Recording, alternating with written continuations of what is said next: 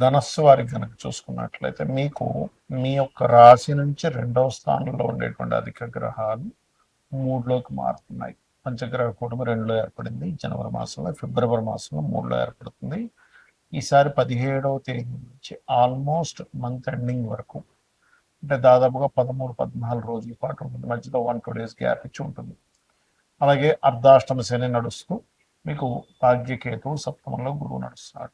ఈ యొక్క గ్రహస్థితిని అనుసరించి మీకు ఎలా ఉండబోతుంది, ఏ దేవత ఆరాధన చేసుకోవాలి, ఏ విషయాల పట్ల మీరు జాగ్రత్త వహించాలనేటువంటి అంశాలు చెప్తుంది నేనైనప్పటికీ చెప్పిస్తుంది సాక్షాత్ లలిత అమ్మవారిగా భావిస్తూ, ప్రధానంగా ఇక్కడ ఈ గురువు లగ్నాధిపతి సప్తమ స్థానంలో ఉన్నందుకు ప్రదేశంలో అంటే ఉన్న ప్రదేశం నుంచి మారడానికి, వివాహ సంబంధించినటువంటి విషయంలో కొంతవరకు అనుకూలతను ఇస్తూ, రెండులో ఉండేటువంటి అధిక గ్రహాలు 17వ తేదీ వరకు మీకు ఫైనాన్షియల్ మ్యాటర్స్ విషయంలో చక్కటి అనుకూల వాతావరణాన్ని ఇస్తుంది.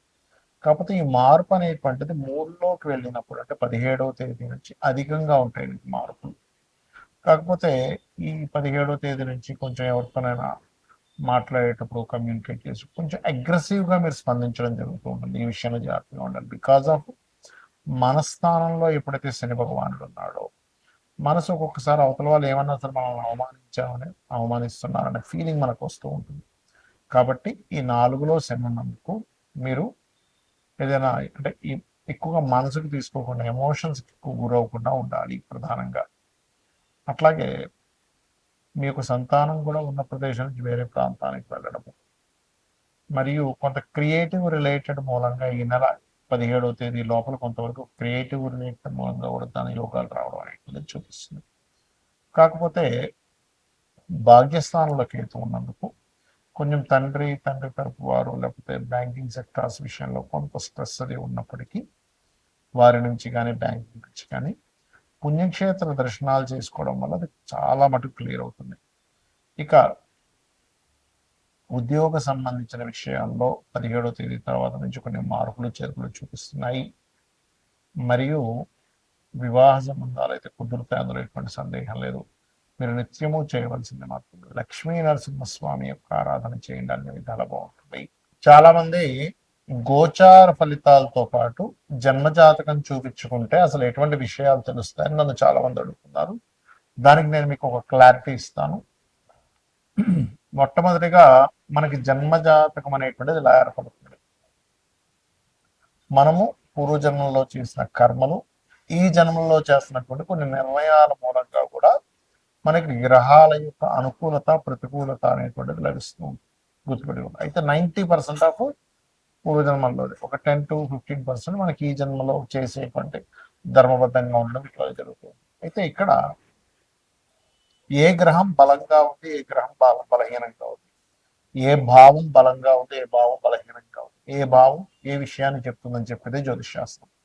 అంటే దీనివల్ల మనకేమిటి అంటే, చూడండి, మన బాడీలో, మన శరీరంలో ఫలానా వైటమిన్స్ తగ్గాయి అని తెలుసుకున్నాక ఏం చేస్తాం? వైటమిన్స్కి కోసం సమ్ టాబ్లెట్స్ తీసుకోవడం, పిల్స్ తీసుకోవడము, లేకపోతే ఫలానా ఫుడ్ తీసుకోవడము, ఫలానా ఫుడ్ ఆపడము చేస్తూ ఉంటాం కదా. ఎందుకు? శరీరం బాగుంటానికి. అలాగే మన జన్మజాతకంలో ఉండేటువంటి యోగాలను పరిశీలన చేసి ఏ భావం బలంగా ఉంది, బలహీనంగా ఉంది. ఉదాహరణకి వాళ్ళు శారీరకంగా బలహీనంగా ఉన్నారంటే లగ్న భావం బలహీనంగా ఉందని అర్థం.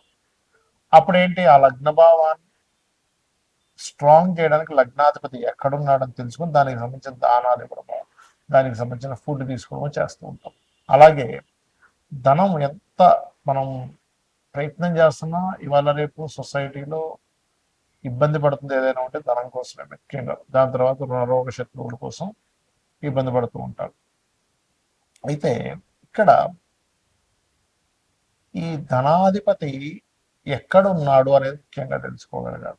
ధనాధిపతి గనక బాగున్నట్లయితే, చాలా మంది చూడండి పెద్దగా ఏం చదువుకోలేదండి, కానీ ఏంటో ఆటోమేటిక్గా డబ్బులు వచ్చేస్తున్నాయి ఆయనకి, ఆ వ్యాపారం పెట్టాడు, ఈ వ్యాపారం పెట్టాడు అంటుంటారు. అంటే చదువుతో సంబంధం లేకుండా ధనం వస్తూ ఉంటుంది కొంతమంది.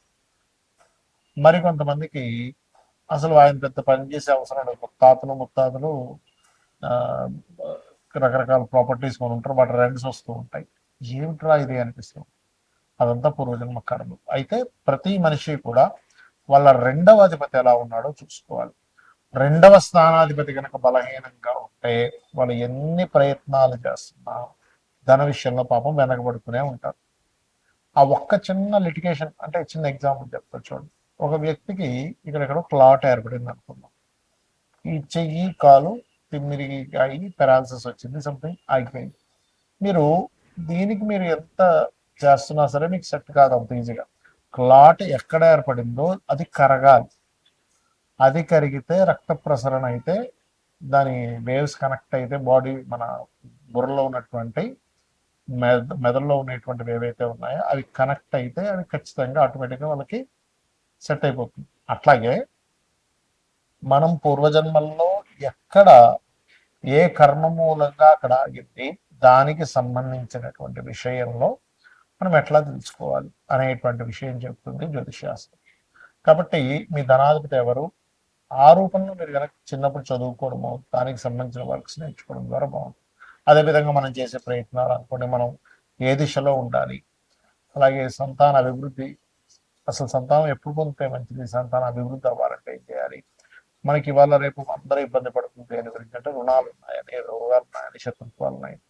ఇవి అసలు ఎందుకు ఏర్పడుతున్నాయి, మనం ఏ కర్మ వల్ల వీళ్ళందరూ ఏర్పడ్డారు మన చుట్టూ, అలాగే వివాహం అసలు ఎప్పుడు చేసుకుంటే మంచిది, ఇలాగా అనేకమైన విషయాలు. అంటే ప్రొఫెషన్లో ఎందుకు ఎదగలేకపోతున్నాం, ప్రొఫెషన్లో ఎక్కువ చేంజ్ అయితే మంచిదా, విదేశాలకు వెళ్ళుంటే మంచిదా, లేనట్లయితే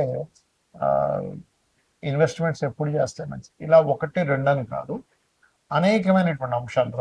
రత్నం గురించి కానివ్వండి, మనం తెలియక ఏం చేస్తాం, ఏదో రత్నం పెట్టేసుకుంటాం. అలా కాకుండా స్పెసిఫిక్గా మీకు ఫలానా రత్నం వల్ల కొంత సపోర్ట్ లభిస్తుంది. ఒక విషయం చెప్తాను, రత్నం పెట్టేసుకోగానే వెంటనే కోటీశ్వరుడు అయిపోతాడు అనేది పూర్తిగా అనంతం. కొంత మీకు సపోర్టివ్గా ఉంటుంది. ఎలా అంటే ఒక మనిషి చూడండి, డిప్రెషన్లో ఉన్నప్పుడు ఒక ఫ్రెండ్ వచ్చే ఎందుకు ఏమవుతుంది ఇంకా అని ఒక చిన్న ఒక మాట మనకు తెలియని ఒక గుండె ధైర్యాన్ని ఎలా ఇస్తుందో, సేమ్ యాజ్ ఇట్ ఈజ్ మీరు ఏదైతే రత్నాన్ని ధరిస్తారో ఆ రత్నము కూడా మీరు ఏదైతే స్పెసిఫిక్గా ఫలానా గ్రహం బాగుంది అన్నప్పుడే ధరించాలి. అదర్వైజ్ మీరు రత్నం అవాయిడ్ చేసేసి చక్కగా రుద్రాక్షం లేకపోతే మీ ఇష్టదైవం యొక్క రూపైనా ధరించవచ్చు. అలా అసలు మీరు రెగ్యులర్గా చేసేటువంటి పూజలో ఏ దేవతని ప్రత్యేకంగా మీరు కనుక పూజించినట్లయితే మీ పూర్వజన్మ కర్మలు తగ్గుతాయి అనేటువంటిది. సరే జాతకం లేదు, అప్పుడు ఏం చేయాలి, ఫైనాన్షియల్ గ్రోత్ కావాలి అనుకుంటున్నారు, ఓం సంపత్కరి సమారూఢ సింధుర ప్రజ సేవితాయ నమ, లేదా ఓం ధర్మాధ్యక్ష ధనాధ్యక్ష ధనధాన్య వివర్ధని నమ చేసుకోండి.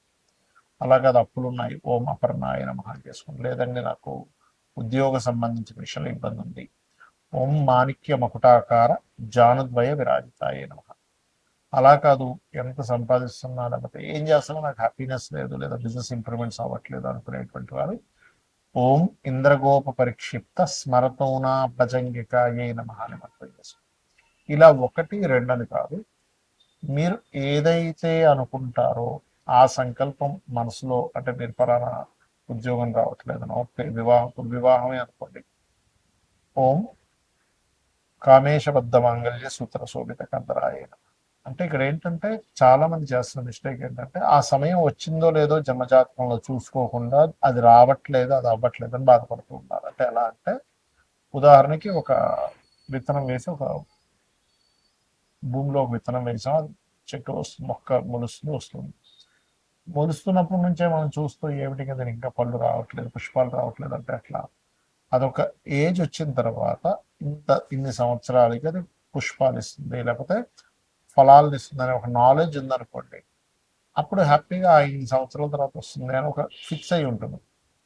కాబట్టి ప్రతి జాతకానికి కూడా ఎప్పుడు వివాహం అవ్వాలి, ఎప్పుడు చేసుకుంటే మంచిది, ఎప్పుడు ఇన్వెస్ట్మెంట్స్ చేయాలి, ఏ రంగాల్లోకి వెళ్తే మంచిది, ఎందుకు ధన సంబంధించిన ఇబ్బందులు వస్తున్నాయి అని ఒక క్లారిటీగా ఒక జ్యోతిలాగా వెలుగుని చూపించేది, ఒక దారిని చూపించేది జ్యోతిషాస్త్రం.